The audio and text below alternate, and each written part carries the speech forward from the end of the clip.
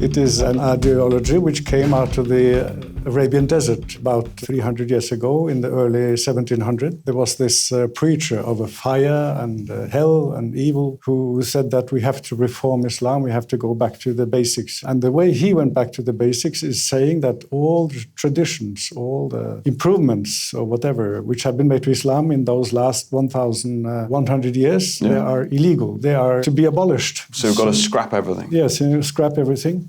And that's okay, but the trouble is, he said that those who don't agree with me, they are unbelievers. And what happens to them? Unfortunately, they have a very short lifespan. Right, so they get scrapped as well. Yes. He's got a clear agenda. So basically, it is a version of Islam which takes the militant parts, the more violent parts, and use it as a mainstream message in Islam, as opposed to, let's say, Ahmadiyya Islam, Sufi Islam, which are much more peaceful variations of Islam.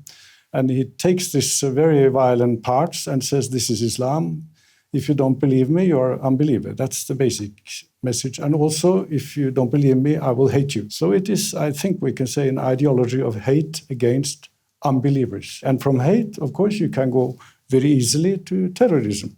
Yeah. So the Saudis are not actually promoting terrorism. I wouldn't say that, but they are promoting hate in Islam to make Islam more hateful towards other religions and towards other versions of Islam. And for the purpose of this program, they're also funding Wahhabism and the ideology. Is that true? Yes, they have been, especially since 1973, since oil price hike, they suddenly had the resources to do a lot of funding. And after 1980, because of certain internal developments, this funding was increased exponentially. And they have been building thousands of mosques, religious schools, sending thousands of preachers, sending millions of poisonous Quran translations all over the world. It's really a propaganda effort.